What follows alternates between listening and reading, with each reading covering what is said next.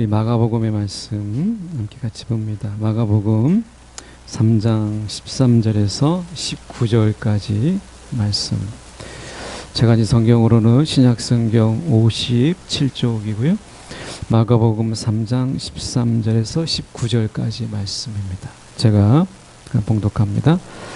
또 산에 오르사 자기가 원하는 자들을 부르시니 나아온지라. 이에 12를 세우셨으니 이는 자기와 함께 있게 하시고 또 보내사 전도도 하며 귀신을 내쫓는 권능도 가지게 하려 하심이로라.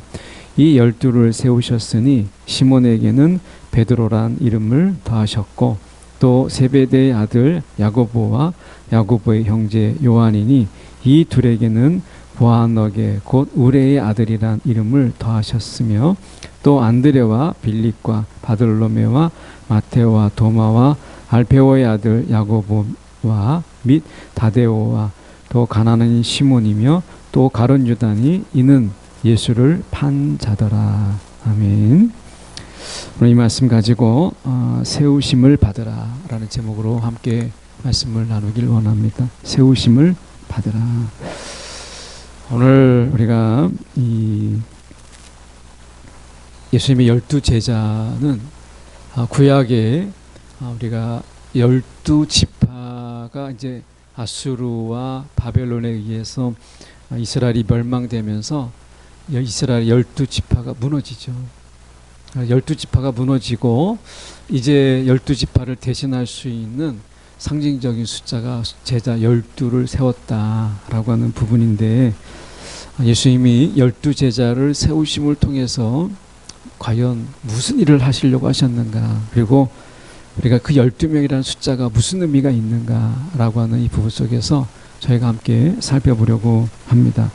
먼저 우리가 13절에 보면 또 산에 오르사 이렇게 돼 있어요.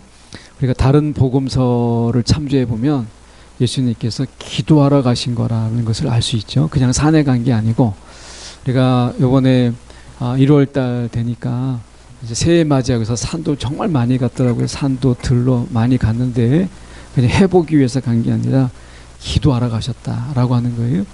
예수님은 기도 가운데 자기가 원하는 자들을 부르셨다 이렇게 돼 있어요. 이 점이 참 시사한 게 크잖아요.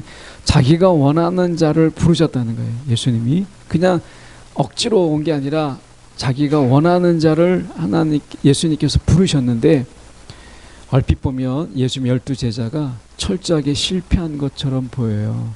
자, 우리가 보면 하나씩 볼까요? 보면은 12를 예수님께서 세우셨는데, 보면 자신감 넘치는 시몬 베드로는 어떻게 했어요? 우리가 한 무명의 여인이 이야기하는 속에서 예수님을 3번이나 닭 울기 전에 부인했어요. 그러니까 그렇게 자신감을 넘쳤던 베드로는 예수님을 부인했고, 도마는 어땠어요? 의심이 많았어요. 그래서 예수님을 내가 보아야만 믿을 수 있다라고 해서 의심했던 자고, 야고보와 요한은 어때요? 자신들의 야망에 사로잡힌 자들이었어요. 그래서 우레의 아들이다 이렇게 얘기할 정도로 자신들의 이 욕망, 야심 이런 거에 그가 사로잡힌 자들이 야고보와 요한이었어요. 가룟 유다는 어떻습니까? 결정적으로 예수를 판 자였어요. 예수님이 체포되었을 때 나머지 무명의 이 제자들은 다 도망을 갔어요. 그렇다면 어느 것 하나 면면을 보면 이들이 과연 예수님의 제자라고 부를 수 있을까? 예수님이 정말 원하셔서 부른 게 맞나? 아니면 그냥 가다가 하나 둘씩 오합지졸로 모여서 12명이 그냥 세워진 그냥 상징의 숫자에 불과한 것인가, 이런 생각이 들 정도로 우리가 면면을 보면 유명한 사람이나 악명이 높은 사람이나 다 어느 것 하나 우리가 보잘것없고 형편없는 제자들이라는 사실을 보게 돼요. 그러니까 예수님의 부르심이 이 정도인데, 여러분 사람이 우리가 전도해서 모은 사람이 여러분 또 어떻겠어요? 사람이 모은 사람들의 이 사람의 모임이라고 하는 것이 얼마나 보잘것없는가라고 하는 것을 우리가 보게 돼요. 여기서 이 말씀이 정말 위로가 되잖아요. 야, 예수님도 원하셔서 부르신 예수님의 제자의 그룹도 이렇게 보면 펼쳐놓고 보면 이렇게 하나 둘씩 다 다 모자라고 뭔가 이 오점이 있는 이런 사람들로 모여져 있는 이 사실을 보면서 우리가 얼마나 위로가 되는가. 제가 교회를 이렇게 이제 개척하고 나서 이 말씀이 정말 위로가 돼요. 왜냐하면 우리가 사람들이 모여 있다가 또 어느 순간에 사람들이 나가기도 하고 또 새로운 사람이 들어오기도 하고 이런 어떤 과정들을 겪으면서 느끼는 것이 무엇이냐면 사람의 모임이라고 하는 것이 완벽할 수가 없구나, 완전할 수가 없구나 라고 하는 것을 보게 돼요. 이제 여기에 새로 오신 전사님 두 분이 계신데 이제 전사님이 저를 모르고 제가 전사님을 모르니까 이제 보내다 보면은 한 1년 정도, 1년도 안 가겠지. 한 6개월, 사람 아는데 뭐 그렇게 오래 걸리겠습니까만은 우리가 한 6개월 정도 되면 이제 하나 둘씩 오점이 보이고 허점이 보이고 막 서로 그럴 거예요. 그러다 보면 기대가 이제 실망으로 바뀌고 실망이 좌절로 바뀌고 막 이렇게 되지 않겠어요? 사람이 모험이라는 게 별거 아니에요. 근데 얼마나 품고 얼마나 서로 간에 용서하고 얼마나 그것을 용납하면서 내가 그것을 채워주고 덮어주고 하느냐라고 하는 것이지, 우리가 오점을 찾으려고 하면 뭐 우리가 6개월, 1년 갈 필요도 없어요. 그래서 사도 베드로가 얘기했잖아요. 사랑은 허다한 허물을 덮느니라. 이렇게 서로 허물을 덮어가면서 우리가 내가 부족한 부분을 채워주고 하는 것이지, 여러분 사람 오점 찾으려고 부족함을 찾으려고 하면 여러분 끝도 없죠. 그래서 사람은 서로 채워주기 위해서 하나님 묶어주신 거예요. 서로의 부족을 채워주기 위해서. 그래서 12제자는 하나하나 떼어놓고 나면 너무나 형편없어요. 떼어놓고 보면 사실 보잘것없어요. 그런데 왜 12를 부르셨어요? 12의 이 보잘것없는 12의 사람들이 서로 부족을 채워주고, 그리고 서로의 오점을 채워주고 약점을 덮어주고 하는 이런 가운데서 이 12이 얼마나 단단하게 세워져 갔는가를 보게 돼요. 물론 가룟 유다가 죽고 나서 마띠아가 이것을 채워줬지만 우리가 보면 이 채움도 하나의 12제자의 하나님의 부족함 속에서 채우시는 하나님의 방법이에요. 이것을 통해서 채우고 메꿔주고 때로는 부족을 덮어주고 이렇게 하면서 12를 세우는 하나님의 역사를 보게 돼요. 교회가 그런 거예요. 여러분, 여기에는 완전한 사람, 완벽한 사람이 있는 게 아니라 여러분에게는 부족한 사람들이 있어요. 예수님께서도 말씀하셨어요. 내가 의인을 찾으러 온 것이 아니라 내가 죄인을 찾으러 왔다. 이 말은 뭐겠어요? 부족하고 허물이 많은 사람, 오점이 많은 사람, 이런 사람을 예수님께서 찾으러 오셨다라고 하는 거예요. 그 왜 찾아오셨어요? 예수님이 그들의 약함을 예수님께서 채워주시기 위해서, 그들의 부족함을 예수님께서 우리가 그들에게 채워주시기 위해서 오신 것이죠. 예수님이 죄인을 찾으러 오셨다. 이 말씀이 뭐겠어요? 이 말씀 자체가 예수님이 그들의 도움이 되게 하기 위해서. 저는 초등학교 6학년 때 지금 최근에도 연락을 했습니다마는 이 소아마비에 걸린 친구가 있어요. 지금은 소아마비 찾기가 어렵죠. 그때만 해도 이 치료가 늦으면, 그리고 이 주사를 맞지 않으면, 지금 어렸을 때는 대부분의 경우가 소아마비 주사를 맞죠. 예방 주사를 맞아요. 그때만 해도, 제가 어렸을 때만 해도 이 라떼를 이야기하는 게 아니라 그때만 해도요, 아직 이 부족한 아이들이 있었어요. 그러니까 주사를 안 맞은 거예요. 이 친구는 상체는 정말 저보다 더해요. 그런데 하체는, 다리가, 아이가 6살, 7살 다리 아이, 제대로 걸을 수가 없어요. 그런 상황에서 그 부족했지만 학교 갈 때 몇몇 친구들이 이 목발을 짚고 가는데 여기가 다 여름에는 헐어요. 그래서 어떻게 하냐, 양쪽의 어깨에다가 목발을 짚지 않고 한 사람은 목발을 들고 양쪽에 두 사람은 우리가 양쪽에 어깨를 해주고 한 사람은 가방을 들고 해서 몇 명이 그 한 사람을 학교까지 한 몇 개월 동안 같이 그렇게 했던 적이 있어요. 여러분, 이 교회라고 하는 것은 완벽한 자들의 모임이 아니라 여러분 청년들도 마찬가지예요. 서로 간의 부족함을 채워주고 위로가 필요할 때 위로해주고 격려가 필요할 때는 격려해주는 거예요. 이렇게 하면서 함께 세워져 가도록 우리가 12이라고 하는 숫자를 부르셨다는 거예요. 어떻게 보면 생각할 때 12명의 제자가 필요한 게 아니라 사도 바울처럼 탁월한 한 사람을 부르면 그 한 사람이 수많은 사람을 변화시킬 텐데 왜 예수님께서 12제자를 부르셨을까? 부족함이 많은 이들을 함께 세워져 가도록 그렇게 부르셨다라고 하는 것이죠. 우리가 14절에 보시면 이에 12를 세우셨으니 이는 자 12를 부르셔서 제일 먼저 하신 게 뭐냐면 자기와 함께 있게 하시고 였어요. 그러니까 예수님은 그들을 부르심에 업무적으로 하지 않으셨어요. 만약에 업무적이었다면 그들을 바로 보내사 전도도 하고 귀신을 내쫓고 병을 치유하게 하고 이렇게 하셨겠죠. 그런데 예수님은 제자들을 부를 때에 그냥 주님이 하셨던 일들 우리가 효율성 높게 이렇게 예수님 말 잘 듣는 이런 사람들 이렇게 불러서 우리가 예수님이 하시고자 했던 일들을 하라고 부르신 게 아니라는 거예요. 그 부르심의 첫 번째 이유는 우리가 놀랍게도 우리가 말씀해 보면 14절에 자기와 함께 있게 하시고 이거였어요. 함께 있게 하시고 예수님께서 우리가 이 땅에 오실 때 임마누엘 오셨죠. 우리와 함께 하신다라고 하는 것이었죠. 그래서 예수님이 제자들을 부르실 때에 제일 먼저 하신 것이 무엇이냐? 함께하는 시간들이었어요. 여러분 청년들은요, 우리가 단단하게 더 건실하게 세워지기 위해서는 함께하는 자들이 되는 것이 필요해요. 함께하는 자들. 여러분 사람을 사귀고 사람을 알아갈 때 여러분 함께하는 시간들이 없으면 우리가 어떻게 사람이 서로 간에 세워질 수 있겠어요? 그래서 예수님께서 제자들을 부르실 때 첫 번째가 무엇이냐? 함께하는 이런 부르심으로 부르셨다는 거예요. 더 많은 사도행전에 우리가 말씀해 보면 그들이 사도행전 역사 속에서 일어나는 게 모이기를 힘썼어요. 떡을 떼며 그들이 날마다 모이기를 힘썼다라고 되어 있습니다. 여러분 이 코로나 상황 속에서 우리가 모이기 어렵죠.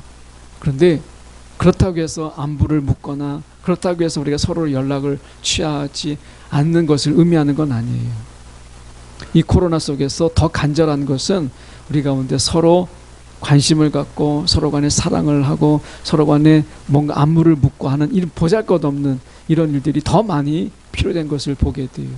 여러분 우리가 지금 보이지 않는 청년들 온라인으로 물론 보겠지만 온라인 속에서도 아닌 오프라인도 아닌 청년들에게 여러분 얼마나 많은 관심을 가지고 계십니까? 함께하는 게 중요하다는 거예요.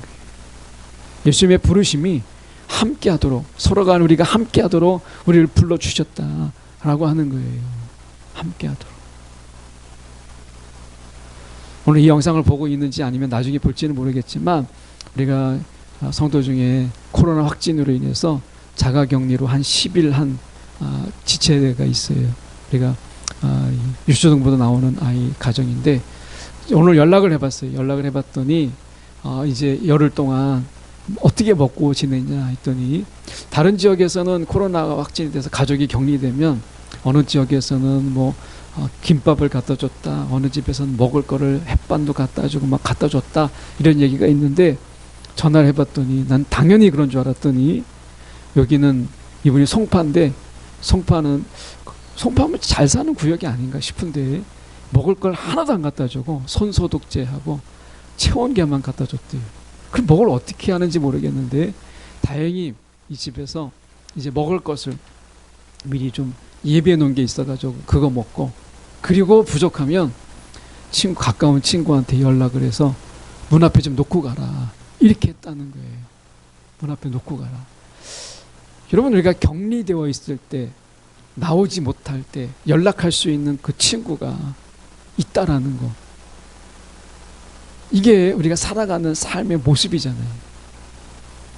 여러분 우리가 안부를 묻고 별거 아닌 것 같은데 이때는요 지금은 이러한 어떤 잠깐 문자 잠깐의 연락이 힘이 돼요. 오늘 예수님께서 우리를 부르신 것이 자기와 있게 하시고 라고 말씀하고 있다라는 사실을 우리가 좀 더 기억할 필요가 있겠죠. 말씀에서 보면 우리가 이런 이야기가 있습니다. 여러분 MZ세의 세대에서 이야기하는 갓생이라는 말을 여러분 아세요? 여러분 아시겠죠? 하긴 갓생이라는 말.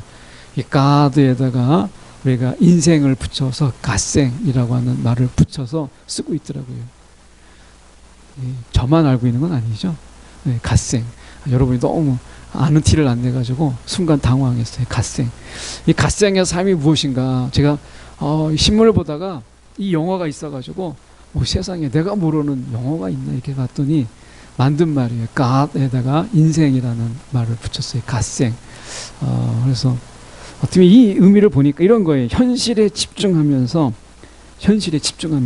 성실하고 생산적인 계획을 실천하는 삶. 그래서 뭐 큰 부자가 되거나 큰 성공을 거두거나 엄청난 뭐 큰 꿈을 갖는 게 아니라 우리가 사소하게 매일 어떤 작지만 발전적인 삶을 지향하는 이것을 갓생이라고 하더라고요. 그래서 일상에서 나만의 성공을 작지만 만들어가는 삶, 이것을 우리가 갓생이라.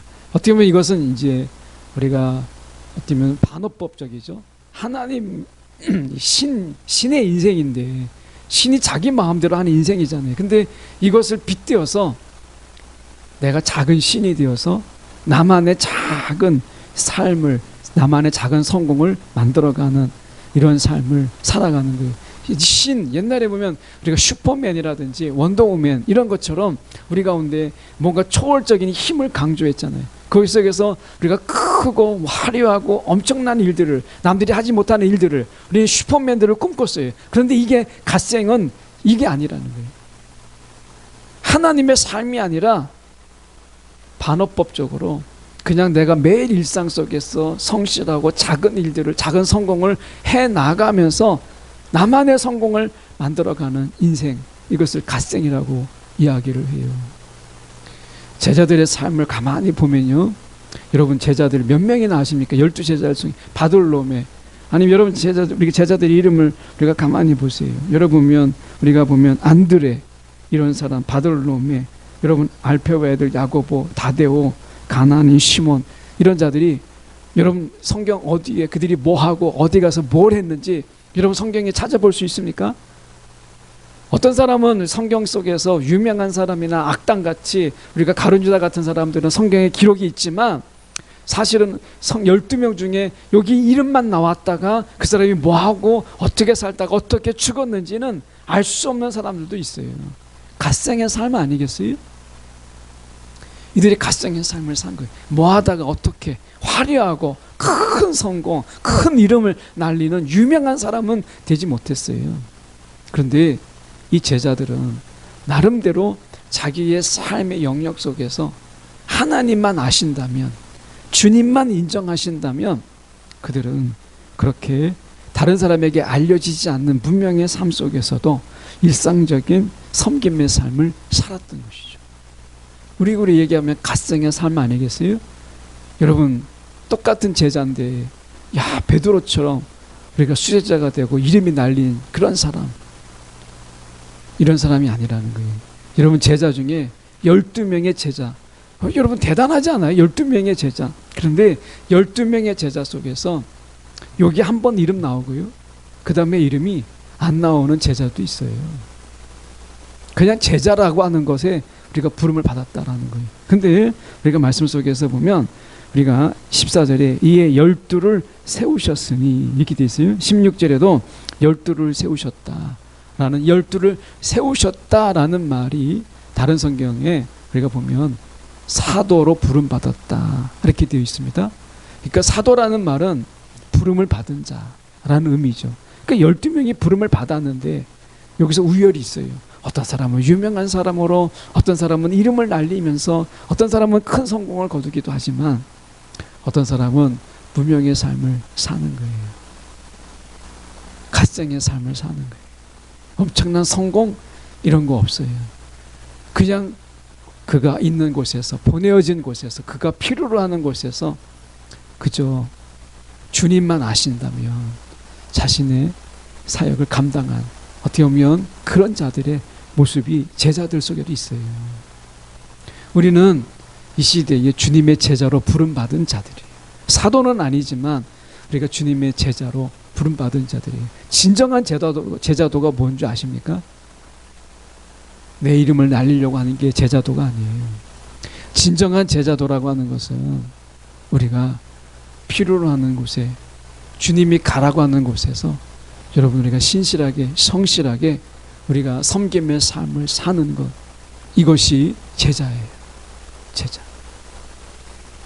여러분 오늘 이 제자들은 바로 그것을 우리 가운데 보여주고 있어요. 저는 갓생의 인생의 의미를 저는 좀 다르게 번역을 하고 싶어요. 어떻게 보면 큰 꿈 꾸지 않고 큰 성공 바라보지 않고 날마다 성실하게 자기만의 성공을 추구하는 갓생의 인생의 삶을 저는 이렇게 보고 싶어요. 어떻게 보면 나를 불러서, 제자의 삶이 갓생에 담겨져 있어요. 나를 부르신 하나님.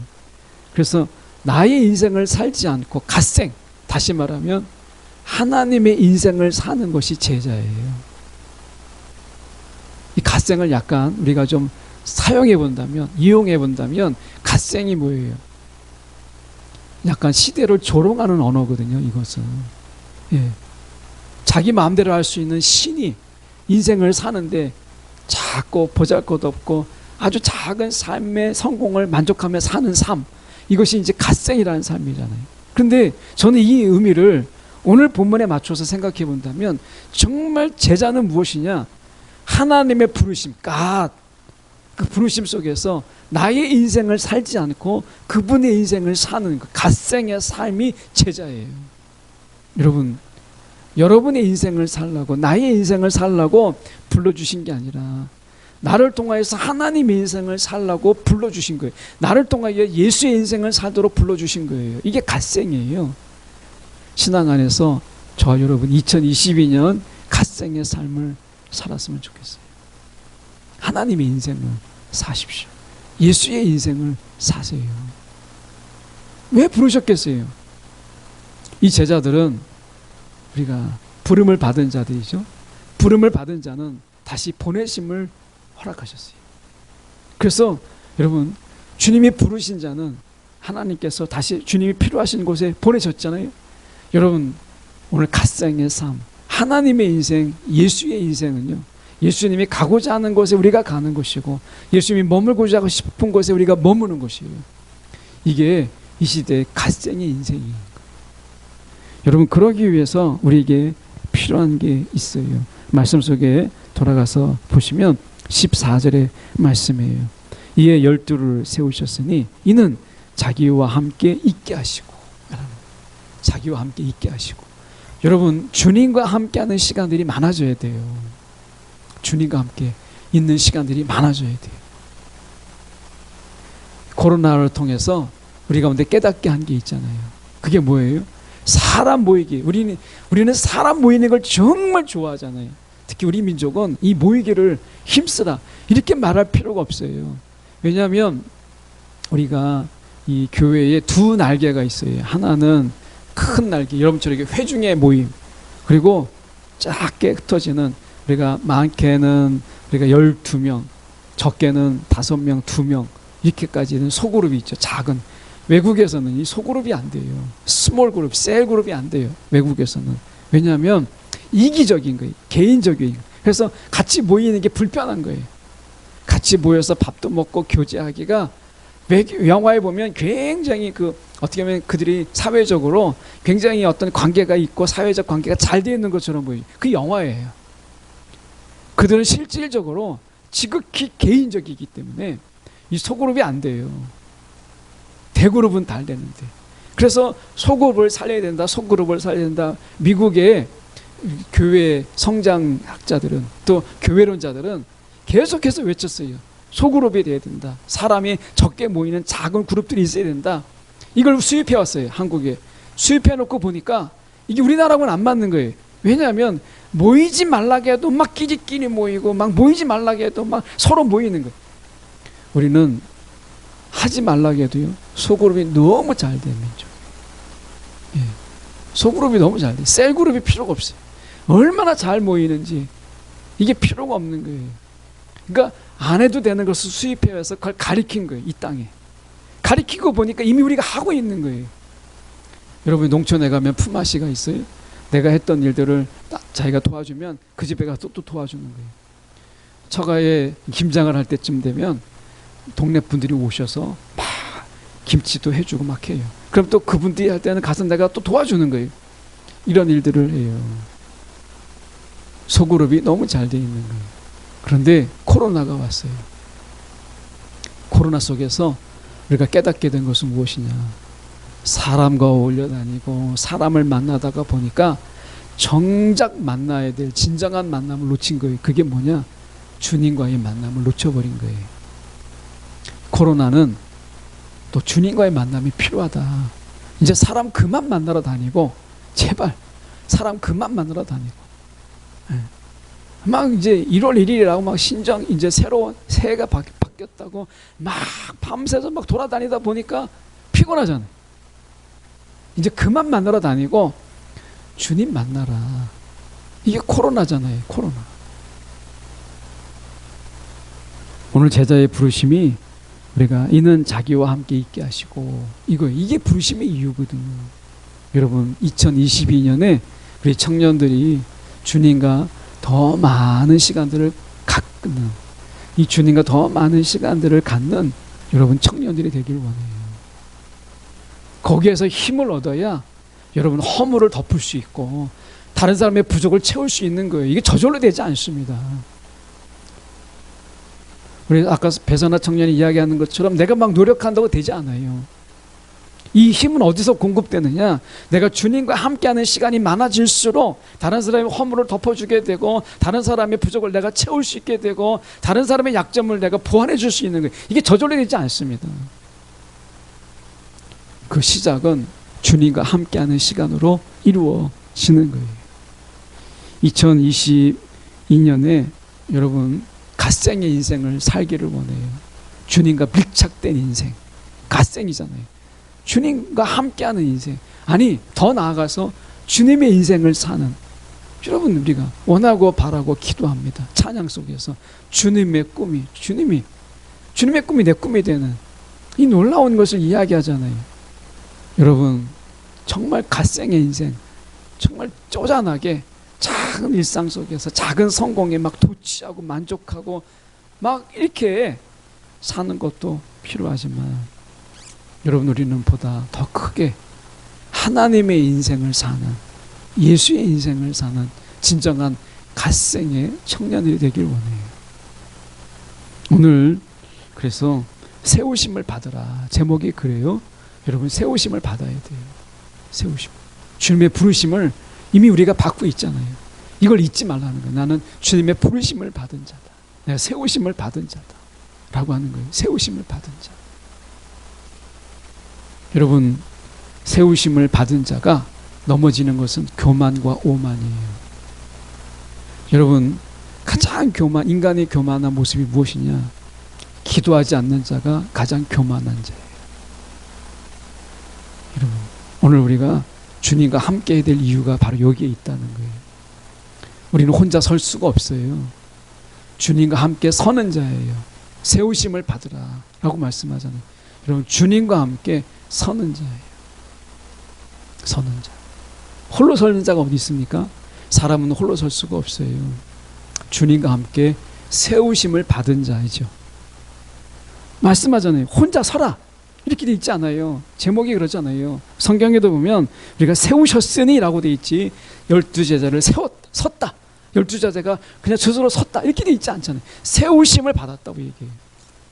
여러분 이것은 주님과 함께 세워져야 함을 이야기하고 있는 것이에요.